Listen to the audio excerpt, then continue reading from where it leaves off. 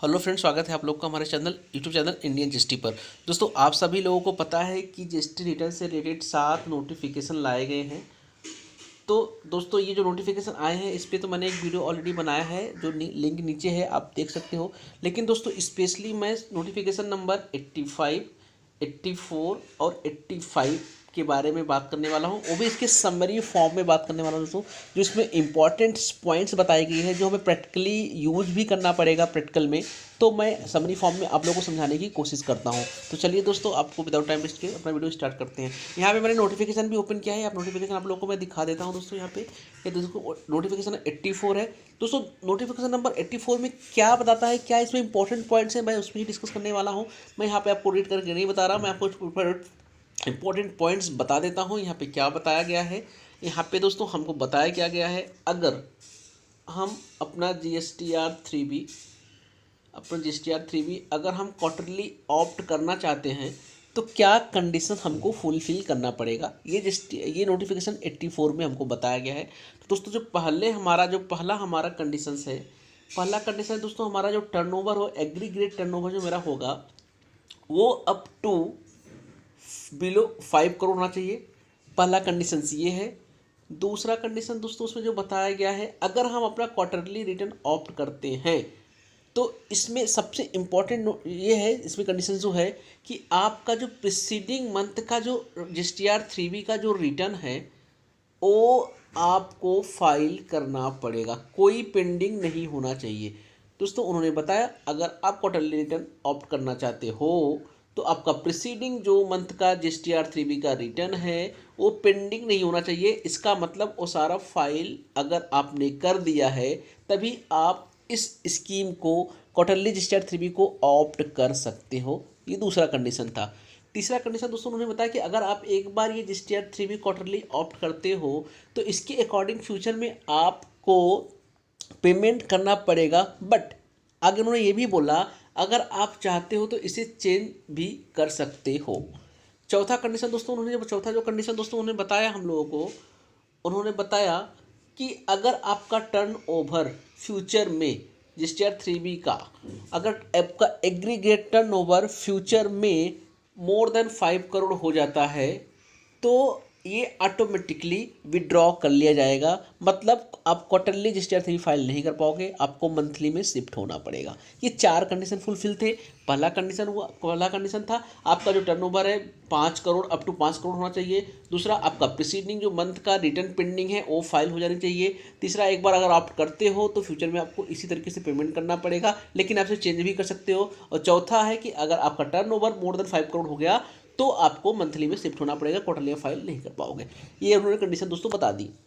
दोस्तों, अब बात करते हैं अपना नोटिफिकेशन नंबर 85 के बारे में। दोस्तों, 85 क्या बात करता है, तो दोस्तों आप बात कर लेते हैं नोटिफिकेशन नंबर 85 के बारे में। 85 दोस्तों क्या बोलता है, 85 हमको ये बोलता है कि अगर आप क्वार्टरली रिटर्न ऑप्ट करते हो, अगर क्वार्टरली रिटर्न ऑप्ट करते हो 3B का, तो आपका जो पेमेंट का जो मेथड होने वाला है वो कैसे होने वाला है। तो ये बताता है कि आपका जो पेमेंट होगा दोस्तों वो तो आपको मंथली ही करनी पड़ेगी,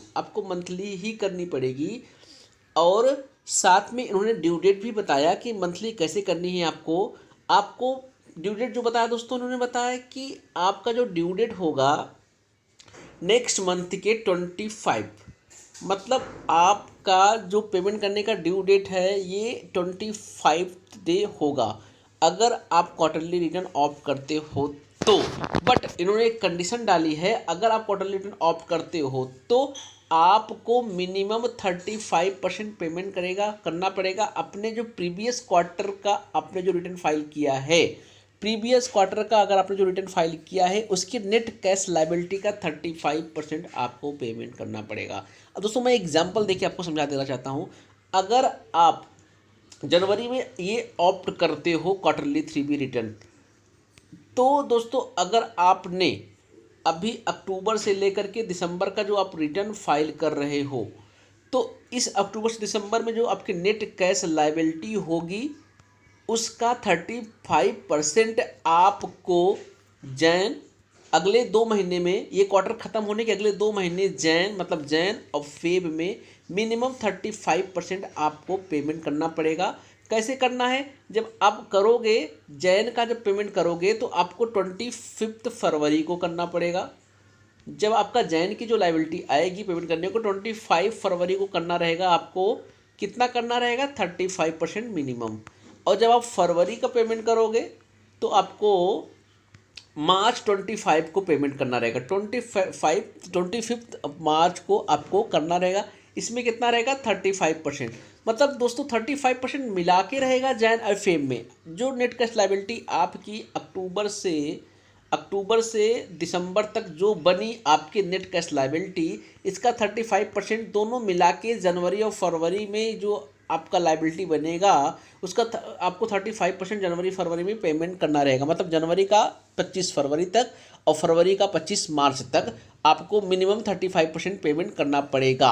आपकी लायबिलिटी अगर जितनी बन रही है आप चाहो तो पूरा कर दो, नहीं तो आपको एटलीस्ट जो आपकी क्वार्टर एंडिंग हुई है उसकी नेट कैश लायबिलिटी का 35% आपको करना पड़ेगा।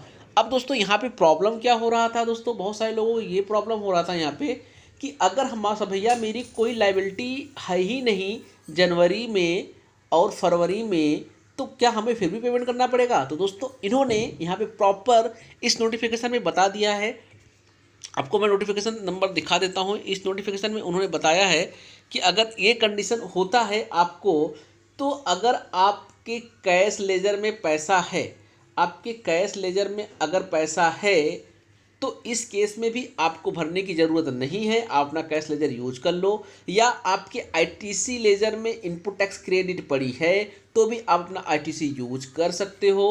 और अगर आपकी कोई लायबिलिटी नहीं बनती है, तो जैसे जनवरी और फरवरी में कोई लायबिलिटी आपकी नहीं बनी, मतलब निल लायबिलिटी है, तो भी आपको भरने की ज़रूरत नहीं है। दोस्तों ये कन्फ्यूजन सबको था कि अगर सपोज दैट मेरी कोई लायबिलिटी नहीं आती है जैन फेब में या मार्च में, जैन फेब में, तो मैं क्या मुझे फिर भी भरना पड़ेगा? तो उन्होंने क्लियर कट बोल दिया कि नहीं, अगर आपकी निल लायबिलिटी है तो आपको भरने की ज़रूरत नहीं है। आपके पास कैश लेजर पैसा पड़े तो आप कैश लेजर यूटिलाइज भी कर सकते हो। आरटीसी लेजर में आरटीसी पड़ा है तो वो भी यूटिलाइज आप कर सकते हो। सारी फैसिलिटी उन्होंने यहाँ पे दे दी है, तो यहाँ पे घबराने की कोई बात नहीं है। बाकी जो अगर आप 35% अगर पेमेंट करते हो तो बाकी जो आउटस्टैंडिंग आपका पेमेंट रहेगा दोस्तों, जब आप मार्च में रिटर्न फाइल करोगे क्वार्टरली, तो सारा का सारा आपको पेमेंट आउटस्टैंडिंग जो था वो आपको करना पड़ेगा। इन्होंने सिर्फ एक फैसिलिटीज़ दी है कि आपकी जो एंडिंग क्वार्टर हुई है, जैसे आपका अक्टूबर नवंबर दिसंबर एंडिंग है क्वार्टर जो आपका हुआ है, उसकी नेट कैश लायबिलिटी का 35% पेमेंट करना है। सपोज दैट आपका 100 रुपये का मान लो आपने नेट कैश लायबिलिटी पेमेंट किया अक्टूबर नवंबर दिसंबर मिला के, तो इसका 35 रुपये आपको जनवरी फरवरी में 35 रुपये मिला के करना पड़ेगा। और सपोज दैट आपकी 70 रुपये की लायबिलिटी थी जनवरी फरवरी मार्च का मिला के आपने 35 रुपये कर दिया, तो ये 35 रुपये आपको मार्च के रिटर्न में करना पड़ेगा जब आप रिटर्न फाइल करोगे। दोस्तों वीडियो ज़्यादा लंबी हो जाएगी, तो दोस्तों यहाँ पे मैं वीडियो समाप्त करता हूँ। अगर वीडियो आप लोगों को दोस्तों अच्छा लगा तो मेरे चैनल को सब्सक्राइब करना मत भूलिएगा और बेल आइकॉन को भी प्रेस कर दीजिए जिससे नया नोटिफिकेशन आए तो आपको तुरंत मिलता रहे। तो दोस्तों जय हिंद जय भारत।